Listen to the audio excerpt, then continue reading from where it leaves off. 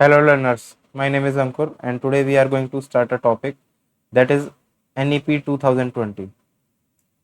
So without wasting time इस topic को start करते हैं. Right now I'm sharing my screen. NEP 2020 by Ankur sir. So right now I'm zooming it out. Let us begin this class. NEP 2020. तो सबसे पहले आप लोगों को मैं बता दूं कि NEP का फुल फॉर्म क्या होता है. तो NEP का फुल फॉर्म होता है national education policy. National education policy 2020 by Ankur sir. ये ministry of human resource development and government of India के द्वारा भी इसका एसोसिएशन है. तो चलिए स्टार्ट करते हैं इसमें आगे. Let us begin. NEP 2020 education is critical for realising one's full human potential. मतलब जो शिक्षा वो जरूरी है किसी भी पर्सन के फुल ह्यूमन पोटेंशियल को रियलाइज करने में. Creating a just and equitable society. Equitable society means equal society. Equal society में मतलब एक तरीके से समानता वाला समाज जिसमें सभी पर्सन को इक्वल राइट्स दिए जाते हैं. And promoting national development. Providing universal access to high quality education. इसके अलावा हाई क्वालिटी एक्सेस दिया जाता है किसको? एजुकेशन के सेक्टर में. Is critical to India's continued rise and global leadership in economic growth. Social justice and equality. सामाजिक justice and equality. Scientific progress, national integration and culture preservation are all priority. देखिए ये इसके कुछ components है जिसमें सबसे पहला आता है सोशल जस्टिस. सोशल जस्टिस मतलब समाज में एक तरीके से न्याय हो. इक्वालिटी यानी समानता हो. साइंटिफिक प्रोग्रेस यानी जो प्रौद्योगिकी के क्षेत्र में एक तरीके से डेवलपमेंट हो प्रौद्योगिकी के क्षेत्र में. ये मैं बता दूं आपको, साइंटिफिक का मतलब प्रौद्योगिकी होता है हिंदी में. नेशनल इंटीग्रेशन, राष्ट्रीय में एक तरीके से हार्मनी रहे. And cultural preservation. Universal high quality education is the best path forward for developing and maximising our country. बेटा सेकेंड, इसमें मैं आपको बता देता हूँ कि ये बताया गया है कि whether you are living in India और whether you are living in any country, so उसमें इक्वालिटी होनी ही चाहिए. Yeah so we are continuing from this slide from where we left. Wait a second, again I am sharing from current slide. Here it is. उसके बाद है universal high quality education is the best path forward for developing. मतलब वही कि एक तरीके से भारत देश में एक तरीके से डेवलपमेंट में और मैक्सिमाइजिंग करें मतलब बढ़ाएं अबंडेंट टैलेंट्स. जो भी पूरे देश में जो टैलेंट है उसको बढ़ाएं. एंड रिसोर्सेज और संसाधनों को. रिसोर्सेज क्या होते हैं हमारे? संसाधन. For the benefit of individual, जिससे प्रत्येक बंदे का बेनिफिट हो. सोसाइटी समाज में. Country and world. Over the next decade. Next decade कौन सा ईयर होता है? नेक्स्ट डिकेड वाला ईयर कौन सा होता है? नेक्स्ट डिकेड मतलब आने वाले शताब्दी में 10 साल वाला, शताब्दी नहीं, 10 ईयर्स का जो टाइम पीरियड होता है उसको डिकेड कहते हैं. और सेंचुरी होता है 100 ईयर्स का पीरियड. तो आने वाले 10 सालों में India will have the world largest population of young people. वो की हो जो कि हो ही चुका है कि भारत की जनसंख्या पूरे संसार में सबसे ज़्यादा है. And our ability to provide them with high quality educational opportunity. और सभी को इक्वल अपॉर्चुनिटीज दी जाए और शैक्षिक शिक्षा के क्षेत्र में बराबर बल दिया जाए. Will determine our country's future. और इसके माध्यम से हम अपनी कंट्री का भविष्य देख सकते हैं. This policy envisages. एनविसेजेस का मतलब होता है imagine that the extend 10+2 structure in social education. ये 10+2 स्ट्रक्चर यानी +2 का स्ट्रक्चर आ जाए स्कूल एजुकेशन में. सभी स्कूल में सीनियर सेकेंडरी तक की पढ़ाई हो. Will be modified with new pedagogical and curricular restructuring of 5+3+3+3+4. ये कवरिंग एजेस आए जिसमें 3 से 18 साल के बच्चों को कवर किया जाए. Child age 3 to 6 are currently not covered by the 10+2 structure. और जो 3 से 6 साल की उम्र के बच्चे होते हैं प्रेजेंट टाइम में, वर्तमान समय में, वो इसमें कवर नहीं होते. Because class 1 begins at the age of 6. क्योंकि पहली कक्षा कई स्कूलों में 6 उम्र के बच्चों के साथ शुरू होती है एक तरीके से. A strong foundation of early child care and education, ECC का पैटर्न का एक स्ट्रॉन्ग फाउंडेशन हो फ्रॉम द एज ऑफ 3, जो 3 साल की आयु से, is also included in the 5+3+3+4। ये इसके कुछ कैरेक्टरिस्टिक्स हैं, प्रॉपर्टीज हैं, या मान सकते हो इसके, ये इसके क्राइटेरिया हैं, इनको आप ध्यान से पढ़ना। With the goal of promoting better overall learning development, जिससे उनका होलिस्टिक डेवलपमेंट हो सके, सर्वांगीण विकास हो सके, and care wellbeing. Early childhood care and education with new curricular and pedagogical structure, इसमें बताया गया है over 85% of child cumulative brain development happen before the age 6। इसमें यह बताया गया है कि बच्चे का जो 85% से ज़्यादा क्यूमुलेटिव ब्रेन डेवलपमेंट कब हो जाता है, 6 साल की आयु से पहले हो जाता है। Highlighting the necessity of early brain care, जिसमें एक तरीके से early brain care and stimulation for healthy brain development and quality growth. Quality ECC is available to millions of young children, और जो अर्ली चाइल्ड केयर एजुकेशन है वो unavailable है बहुत से बच्चों के लिए, especially those from strong investment ECC can give all young children such access। उसके बाद आगे बढ़ते हैं, allowing them to thrive in the educational system throughout their life, और उनके जो एजुकेशनल सिस्टम को पूरी लाइफ में एक तरीके से अलाउ किया जाए। To ensure that all grade first peoples are school ready, जिसमें फर्स्ट ग्रेड के जो पीपल्स होते हैं वो रेडी रहें स्कूल में। Quality early childhood development care and education must be. उसके बाद क्या आता है, ध्यान से देखेंगे, ECC शुड बी फ्लेक्सिबल, ये फ्लेक्सिबल होना चाहिए, मल्टी फेसेटेड, कई आयाम होने चाहिए, मल्टी लेवल, कई लेवल्स होने चाहिए इसमें, प्ले बेस्ड, जिसमें एक्टिविटी की जाती हैं, activity based and inquiry based, covering alphabet, जिसमें लेटर्स कवर किए जाते हैं, लैंग्वेज, भाषाएं कवर की जाती हैं, नंबर्स, संख्याओं को कवर किया जाता है, counting, colour, shape, indoor and outdoor play, puzzles and logical thinking, और इसके अलावा इसमें लॉजिकल थिंकिंग भी कवर की जाती है। आगे बढ़ते हैं, problem solving, drawing, painting and other subject, visual art, craft, theatre, puppetry, music and dance, ये सब इसमें कवर किए जाए। It emphasise social skill. आगे बढ़ते हैं, sensitively excellent mentor manners, ethics, personal and public cleanness, team work and cooperation. ये इसके वही एक तरीके से इसके इंक्लूजन बताए गए हैं कि एक्सीलेंट मैनर्स में एथिक्स डेवलप किया जाए, टीम वर्क मतलब जो एक तरीके से टीम के साथ कैसे पर्टिकुलर ईच जो वर्कर्स कैसे कोऑर्डिनेट करते हैं वो इसमें आना चाहिए। ECC aims to maximise physical and motor development. ECC का मेन कैरेक्टरिस्टिक क्या है कि बच्चों का फिजिकल और मोटर डेवलपमेंट, फिजिकल डेवलपमेंट तो शारीरिक विकास, और मोटर डेवलपमेंट जितने भी फाइन मोटर स्किल होते हैं सारे इसमें कवर हो जाते हैं। कोग्निटिव डेवलपमेंट, संज्ञानात्मक विकास, socio emotional ethical development and cultural artistic development and communication and early age literacy and numeracy. उसके अलावा क्या है इसमें मैं बता दूं, NCERT will develop a national curricular and pedagogical framework for early childhood care and education for children up to the age in 8 in 2 parts। NCERT ने क्या डेवलप किया है, national curricular and pedagogical framework for early childhood care and education for children up to age 8 in 2 part, 2 parts. पहला है 0 से 3 years के लिए, दूसरा है 3 से 8 ईयर्स के लिए। Aligned with the above guidelines, the latest ECC research and national and international best practices, the rich indigenous tradition of India evolved through millennia in ECC। फिर फिफ्थ कंपोनेंट आता है हमारा, the goal is to gradually provide high quality ECC national wide. इसका क्या गोल है कि high quality ECC को पूरे नेशनल वाइल्ड लेवल पर लेके जाना।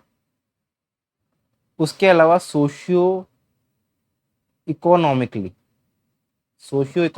मतलब सामाजिक और इकोनॉमिक्स होता है हमारा एक तरीके से, वैसे तो अर्थशास्त्र, इकोनॉमिक्स को तो वैसे हम कहते हैं कि सामाजिक और इकोनॉमिक्स से रिलेटेड यानी अर्थशास्त्र से रिलेटेड, लेकिन socio economic deprived district will receive preference मतलब प्रायोरिटी उनको बाद में दी जाएगी।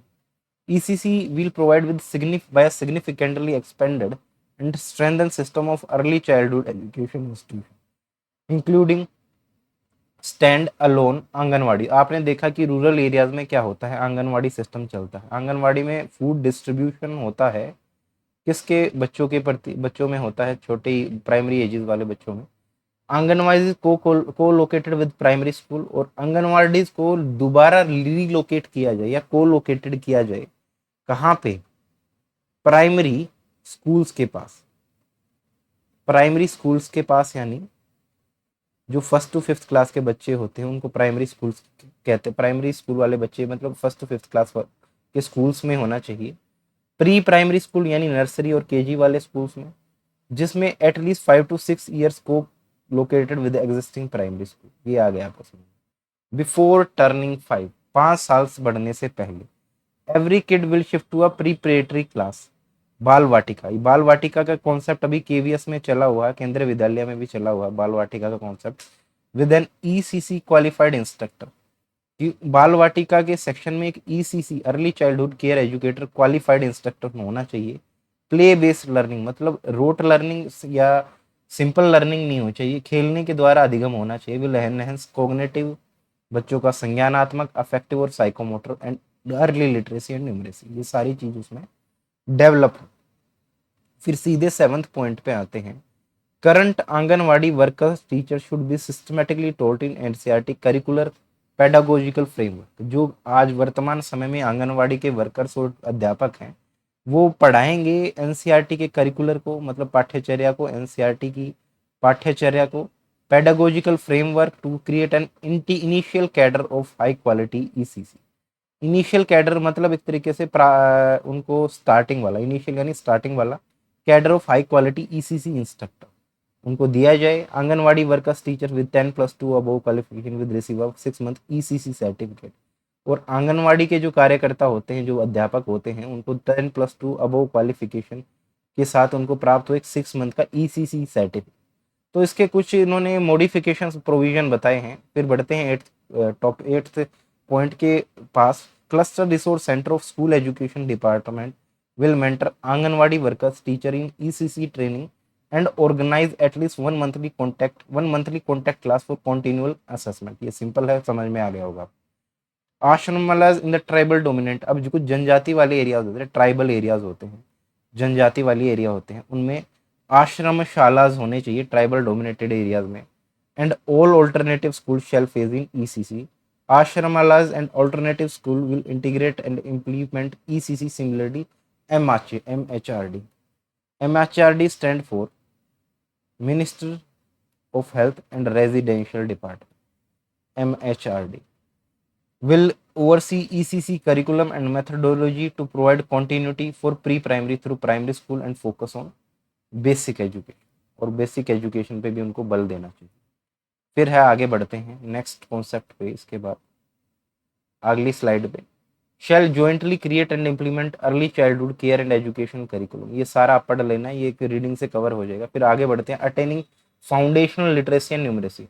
Attaining foundational literacy and numeracy for all children will thus become an urgent national mission. मतलब जो अटेनमेंट मतलब प्राप्त करना फाउंडेशनल लिटरेसी, साक्षरता को, प्रारंभिक साक्षरता को, and numeracy for all children with thus become an urgent national mission. तो ये पूरे एक राष्ट्रीय मिशन बन जाता है with in immediate measure to be taken और many fronts and with clear goals that will be attained in the short term. और इसको कम समय में उनको अटेन करना है, including that every student will attain foundation literacy and numeracy, जिसमें हर बच्चा एक फाउंडेशन लिटरेसी अटेन कर पाए, फाउंडेशनल लिटरेसी अटेन कर पाए एंड न्यूमरेसी, और उसके अलावा न्यूमरेसी भी अटेन कर पाए। This policy will only apply to our pupils. Pupil यानी स्टूडेंट, प्यूपिल यानी स्टूडेंट, ये सिर्फ स्टूडेंट पे इंप्लीमेंट होगी। That if they can read write and do basic mathematics, अगर वो पढ़ने में, लिखने में और सिंपल मैथमेटिक्स, साधारण गणित करने में सक्षम हो। MHRD will prioritize a national mission on foundation literacy and numeracy. The state UT government should immediately draft an implementation plan। तो उसको बताया गया है कि करिकुलम में भी थोड़ा सा मॉडिफिकेशन किया है उन्होंने, फाउंडेशन लिटरेसी में भी। ये सब you can read from here and I am going to move to the next part.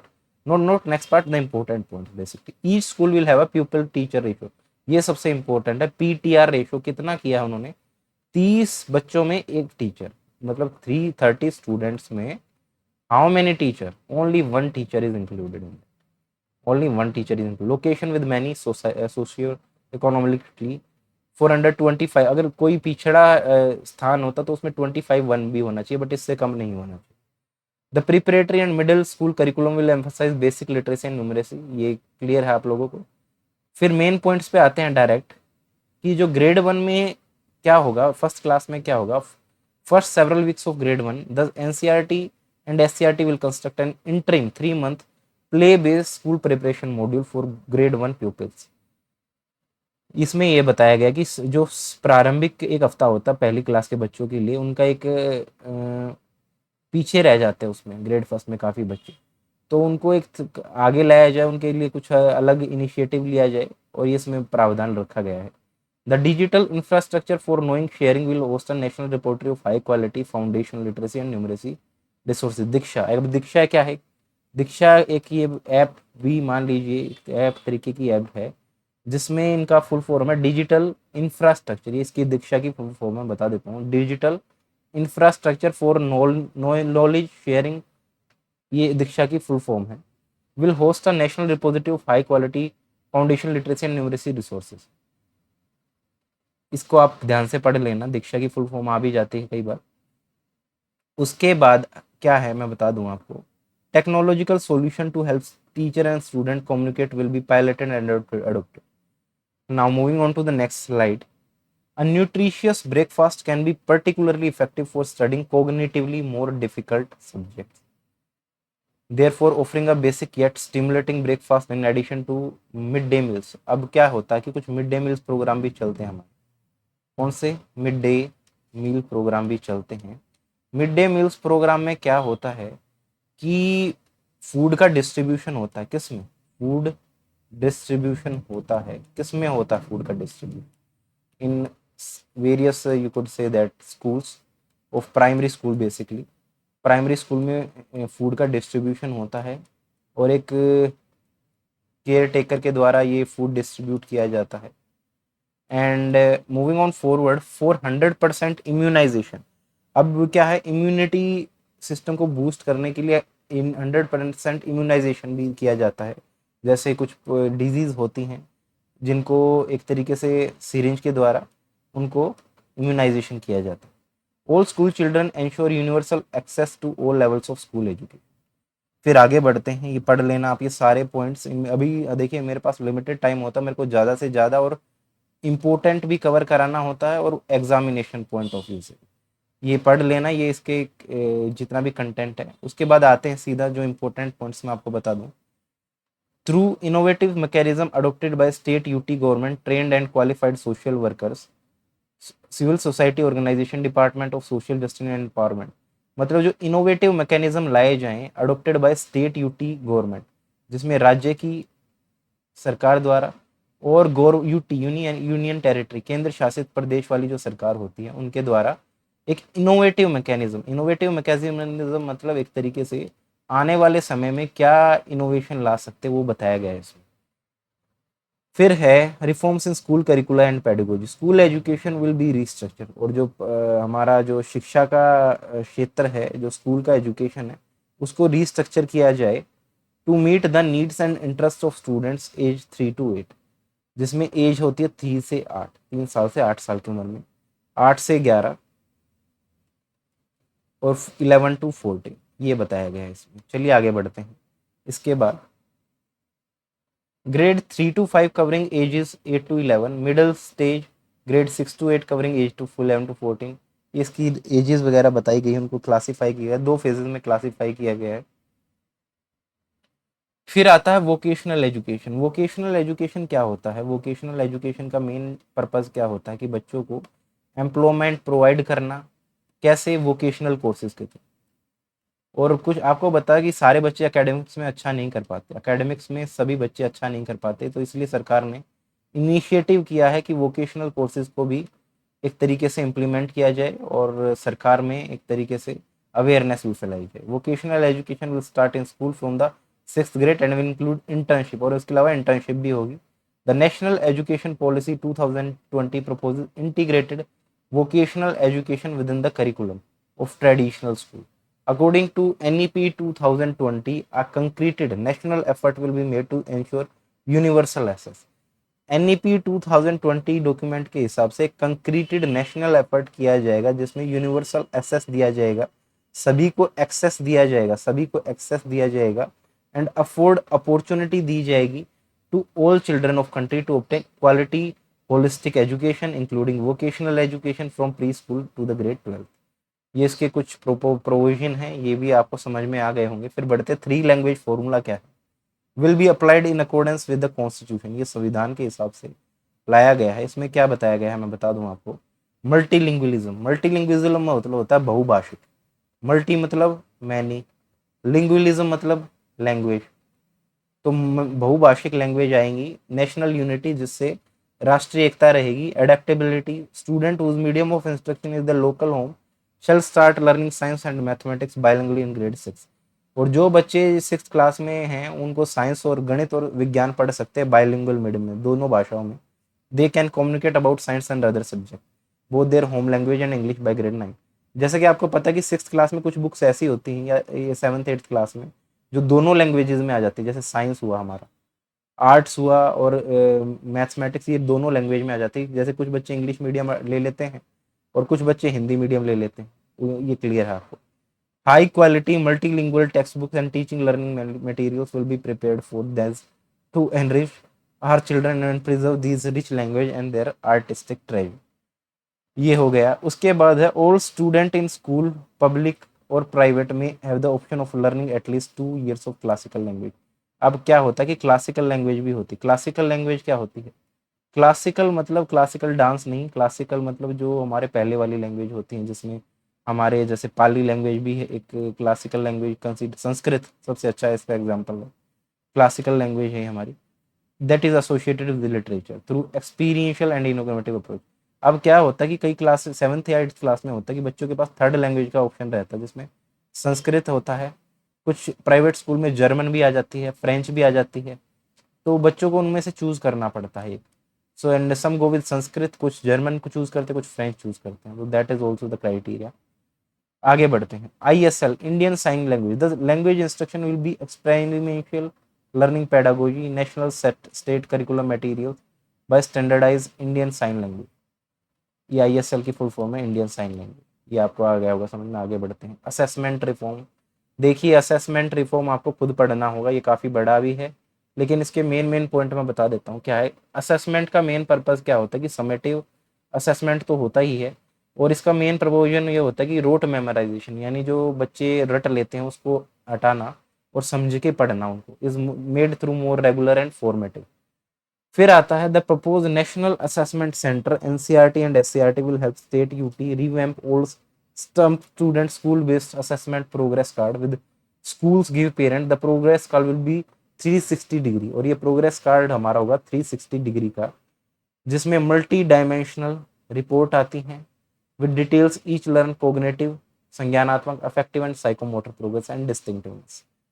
फिर आता है equitable and inclusive education. Equitable मतलब समानता का अधिकार, और इंक्लूसिव मतलब समावेशी, समानता का और समावेशी शिक्षा आनी चाहिए, समानता और समावेशी शिक्षा।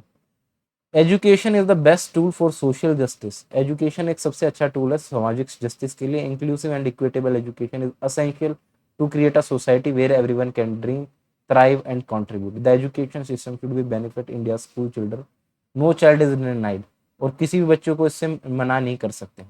सोशियो इकोनॉमिक डिसएडवांटेजेस ग्रुप क्या होते हैं? ब्रॉडली कैटेगराइज बाय जेंडर, ये लिंग के आधार पे क्लासिफाई किया गया है इनका। Scheduled cast, scheduled tribe, OBC and minority. Geographical identity, जैसे कि विलेज में, small town, aspirational distinct, disability, ये सब आते हैं इसमें। फिर आगे बढ़ते हैं। RPDW 2016 क्या डिफाइंस करता है कि समावेशी education as the system of education, एक शिक्षा की ऐसी प्रणाली है जिसमें जो बच्चा डिसेबिलिटी हो या ना हो उसके अंदर, उसको सभी को डिफरेंट टाइप्स ऑफ डिसेबिलिटीज में लाया जाए, और उनके इस द्वारा RPDW act, right to person with disability act, उनको इम्प्लीमेंट किया जाए। और उसके कुछ प्रोविजन हैं ये, जैसे merit based scholarship, 4 year integrated B Ed programmes, जैसे 4 साल का B Ed bachelor of education programme होते हैं, लोकल स्टूडेंट, और ये सारे आप लोग पढ़ लेना, इससे आपको क्लैरिटी हो जाएगी। You have to read all this yourself, read that yourself. अगर कोई डाउट आता है आपके मन में, you can drop a message in that comment box, I will reply to this. Now moving ahead, see what do we have. School governance, शिक्षा की governance.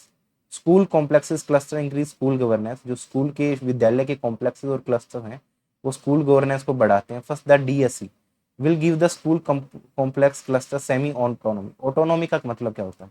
Autonomy का मतलब होता है कि सेल्फ रूल, एक तरीके से। ऑटो मतलब सेल्फ, और नोमी मतलब एक तरीके से rule. The DO and BO will work with each school complex cluster as unit. The complex will handle DSC assigned duties and school. The DSC will provide the school complex cluster great autonomy to experiment with pedagogies, curriculum and integrated education. While conforming to the national curriculum framework, state curriculum framework, this organization will strengthen school। और ये जो संगठन होता है ये strengthen करेगा school के को and give them more independence, और उनको और ज़्यादा आज़ादी देगा, and make the complex more inventive and responsive. DSC can focus on aggregate goals, ये फोकस करता है एग्रीगेट गोल पे, बूस्टिंग सिस्टम पे, इफेक्टिवनेस पे। फिर आता है एसएमसी एंड एससीएमसी। एसएमसी क्या होता है? SMC and SCMC will oversee school operation with the help and implement the SDP and SCDP. The school complex will receive all additional necessary support to meet educational goals. The DSC and SCRT may share financial staffing and process norms, and SDP and SCDB development with all schools. तो ये था आज का हमारा topic जो मैंने आपको cover कराया। उम्मीद है आप लोगों को समझ में आ गया होगा। जैसे मैंने पूरा टॉपिक कवर करा दिया आपको, एनईपी नेशनल एजुकेशन पॉलिसी 2020 के बारे में, 2020 के बारे में। उम्मीद है आप लोगों को समझ में आएगा। देखिए मैंने कुछ पॉइंट्स जल्दबाजी में शायद मैंने एक्सप्लेन करना भूल गया होगा। आप उनको पढ़ के एक बार दोबारा रीड करके एक बार दोबारा देख सकते हैं। ऐसे ही मैं यूट्यूब पे वीडियो बनाता रहता हूँ। अगर आपको मेरा चैनल पसंद आए तो लाइक, शेयर और सब्सक्राइब जरूर कीजिए, and share maximum, and this will motivate me to upload more videos, and I will continue do that, and I will also get encouragement from that. So आज के लिए इतना ही, मिलेंगे नेक्स्ट क्लास में, एंड वी विल कीप